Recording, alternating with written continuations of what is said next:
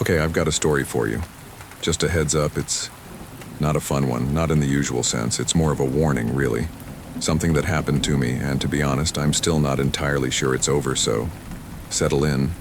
You might want to pull a blanket closer because some things once seen can't be unseen. And some silences, they stick with you. In the apartment on Ember Lane. The air in my new apartment, even with the windows wide open, always felt heavy. Not with dust or damp, but with an almost tangible quiet. Not the peaceful quiet of a well-insulated building, mind you, but an oppressive stillness that seemed to swallow every sound. My footsteps, usually echoing on the polished concrete floors, were muffled, as if I were walking on thick carpet. Even the soft thud of my backpack hitting the ground was oddly muted. I'd been thrilled to find this place, a sleek one-bedroom, on Ember Lane, right in the heart of the city, for a price that felt frankly impossible. Too good to be true, my internal alarm bell had whispered, but I was tired of endless apartment hunting, and the afternoon sun pouring through the tall, arched windows had just won me over. This is it, Maya, I'd muttered to myself, the words sounding strange, almost swallowed by the profound stillness. Fresh start. I started unpacking, trying to shake off the peculiar unease that had settled over me. The previous tenant, a student who'd supposedly left suddenly, had cleared out most of their belongings, but they'd left one thing. A mirror. It dominated one wall of the living room, a massive, ornate thing with a heavy, dark wood frame, clearly an antique, probably too heavy to move easily. Its surface, though clean, seemed to drink the light, making it feel less like a reflection and more like a window into somewhere else. As I passed by it carrying a box of books, I could have sworn I saw a flicker of movement in its reflection, just at the edge of my vision. A shadow, not quite mine, shifting. But when I turned to look directly, there was nothing. Just my own, tired face distorted slightly by the ancient glass. Must be the light, I told myself. Or just my imagination playing tricks. Too much coffee, too many moving boxes. That first night, sleep was a battle. The silence was deafening, broken only by the occasional creak of settling wood that seemed far too loud in the stillness, each sound magnified, prolonged. I tossed and turned, my mind racing through all the little things I still needed to do. Around 3 a.m., it started. A soft, insistent tap, tap, tap, like fingernails gently brushing against glass. It seemed to be coming from the living room. My heart gave a little lurch, probably just the old pipes or the building settling, I reasoned, pulling the duvet tighter around me. But then it came again, clearer this time. Tap, tap, tap. I crept out of bed, my bare feet cold on the concrete floor, my phone's flashlight beam cutting a shaky path through the darkness. The tapping grew louder as I approached the living room, drawing me in. In the dim light filtering through the city glow outside, I could see the source. The mirror. Something was moving inside it. A faint, dark shape that definitely didn't match my reflection. It was hazy, indistinct, like looking through frosted glass, but it was there, undulating, trying to solidify, my breath caught in my throat. I froze, unable to look away, my phone's light fixed on the ancient glass. As the shape grew more distinct, a face began to emerge, gaunt and pale, with eyes that seemed to glow with a faint, internal light, like embers in the darkness. Then, a hand pressed against the glass from the other side. Long skeletal fingers splayed out as if trying to push through. I gasped, a strangled sound that was shockingly loud in the quiet apartment. The face in the mirror twisted into a grotesque, elongated smile, its eyes widening, fixed on mine with an impossible intensity. And then, it vanished as quickly as it had appeared. Just my reflection again, trembling, terrified. I spent the rest of the night huddled in my bed, every light in the apartment blazing. Too terrified to sleep, too scared to even close my eyes. Was I losing my mind? When dawn finally broke, painting the city sky in muted pastels, I tried to convince myself it had all been a terrible nightmare. A a product of stress, exhaustion, and an overactive imagination. But as the days passed, the strange occurrences became impossible to ignore. Objects would move when I wasn't looking, always just slightly out of place. My favorite coffee mug, left on the kitchen counter, would reappear on the living room shelf. A book I'd been reading would be neatly closed and turned backward on my nightstand. The tapping would come at night, sometimes from the mirror, sometimes from the wall, sometimes from the windows. A persistent, almost playful cadence that made my skin crawl. And always, there was that oppressive silence, as if the very air was holding its breath, waiting. What if it wasn't just my imagination? The thought, once a fleeting whisper, now began to echo louder in the quiet of my apartment. What if something was here? And if so, what did it want? The idea was ridiculous, of course. I was a pragmatic person, a data analyst, not someone who believed in haunted houses. But the longer I stayed, the harder it became to rationalize the creeping unease, the feeling of being constantly, subtly observed. I started trying to leave. I really did. The thought of being trapped even by something unseen filled me with an icy dread. I went to my car, keys in hand, desperate to put miles between myself and this increasingly terrifying place. But the engine just sputtered, a pathetic dying sound no matter how many times I turned the key. Then my bank account. It started to dwindle, inexplicably, making it impossible to afford a tow truck or a bus ticket out. Every attempt to search for another apartment, another escape, fell through at the last minute, with strange, inexplicable cancellations. It was as if the building itself, no, the entire world outside Ember Lane, was actively preventing my departure. I was trapped. Completely, utterly trapped. The silence in the apartment felt less like an absence of sound and more like a heavy, unseen blanket. The glowing eyes, the skeletal hand, they weren't just nightmares anymore. They were memories.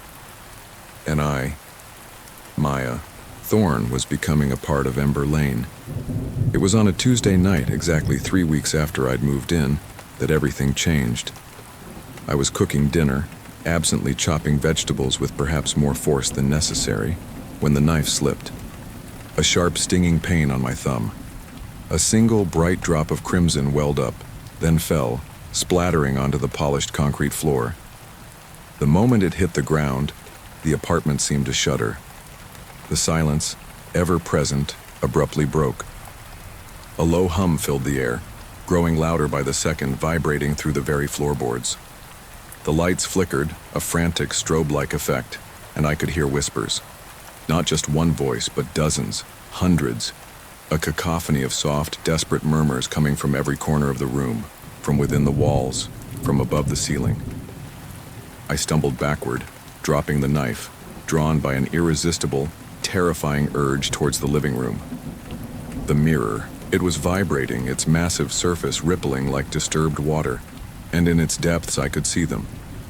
Dozens of faces, all pale and gaunt, all wearing the same desperate, pleading expression. "Help us," they whispered, their voices a cacophony of pleading, a chorus of anguish echoing the hum in the room. "Free us!" I stumbled backward again, my mind reeling. "Who are you?" I demanded, my voice a shaky whisper, barely audible over the growing din. "And what do you want?" One face pushed forward, becoming clearer than the rest. It was a woman, her features etched with sorrow, her eyes sunken and filled with an ancient, unbearable sadness. She looked familiar, terribly, hauntingly familiar. "We are the ones who came before," she said, her voice a dry, papery whisper, somehow cutting through the chorus. "Trapped, bound by the hunger of this place. It feeds on us, on our fear, on our despair." Her eyes so much like the glowing eyes I'd seen that first night fixed on mine. "But you, Maya, you can end this." She pressed her spectral hand against the rippling glass, mirroring the tapping I'd heard. "The blood," she rasped, her voice urgent, desperate. "Your blood is the key, willingly given. It can break the spell. Please, help us, before it's too late." Before I could respond, the hum abruptly ceased. The mirror went still. The faces faded away, receding into the glass. The apartment fell silent once more, but it felt different now, expectant, as if waiting for my decision. I spent the next few days in a daze, torn between utter disbelief and a growing, terrifying certainty that what I had seen was real. I compulsively scoured old city archives online, searching for any historical records of Ember Lane, of this specific building, and I found them. Mentions of a pattern of disappearances, strange occurrences stretching back decades, previous tenants, artists and writers, dreamers who had vanished without a trace, leaving behind their belongings, their stories, and sometimes chilling reports of odd noises and moving shadows. And always, the mention of a specific mirror, passed down through the apartments, through the generations. An entity, an echo of forgotten loneliness, feeding on those drawn to its empty reflection, yearning for a connection it could never truly achieve. It was a subtle, invisible predator, growing stronger with each soul it consumed, each fear it amplified. It wasn't evil in the way a monster was evil. It was evil in the way a void was evil, empty, and endlessly hungry. The next full moon was tonight. I knew I had a choice to make. I could try to leave again, abandon this cursed apartment, try to forget everything I'd seen, or I could stay and try to help the trapped souls I'd glimpsed in the mirror, try to break the cycle. As night fell, and the blue glow of the city filtered through my arched windows, I stood before the mirror. My hand, still bearing the faint cut from the knife, trembled slightly. The apartment was alive with a new kind of energy now, the air thick with anticipation.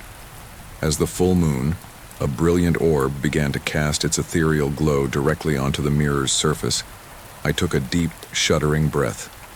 I picked up the small silver letter opener I'd found on the old desk, its tip sharp, glinting. I pressed the tip against the palm of my hand, wincing as it bit into my skin. A line of red welled up, stark against my pale skin.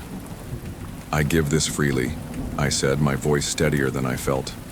"To bind the hunger, to break the spell, and to set you free." I held my bleeding palm out to the mirror. The moment my blood touched the glass, everything changed. The mirror's surface rippled and swirled, no longer reflecting my image, but becoming a maelstrom of light and shadow, like shattered glass reforming itself. I could hear a sound like 1,000 whispers, then a single deafening crack that seemed to split the very air. The room filled with a blinding blue-white light, forcing me to shield my eyes. A hurricane-force wind erupted from the mirror, tearing through the apartment, sending my unpacked boxes scattering, papers flying. I felt myself being lifted off the ground, suspended in the vortex of energy, my blood thrumming with power, mingled with a strange, chilling sense of release. When the light faded and my vision cleared, I gasped. The apartment looked different, brighter somehow, as if a veil had been lifted. The oppressive silence was gone, replaced by the normal, distant sounds of a city building. A car horn, a faint siren, the hum of distant traffic, and the mirror. The mirror was just a mirror, now, reflecting nothing but my own shocked, trembling face, its ornate frame still dark, its glass still ancient, but the hunger, the void, it was gone. In the days that followed, I learned the full story. From the landlord, a quiet, almost shy man who seemed to finally awaken from a long stupor, and from new neighbors I suddenly noticed, real living people I had somehow never seen before, despite living next to them for weeks. The apartment, they explained, had been under a kind of lingering sadness, a deep ancient loneliness for generations, trapping the echoes of its tenants and feeding off their emotional residue. My blood, willingly given, not as a sacrifice to the hunger, but as a catalyst for release, had finally broken the cycle. I thought about moving out, about leaving behind the memories of those terrifying months. But in the end, I decided to stay. This apartment, once a prison, now felt like home.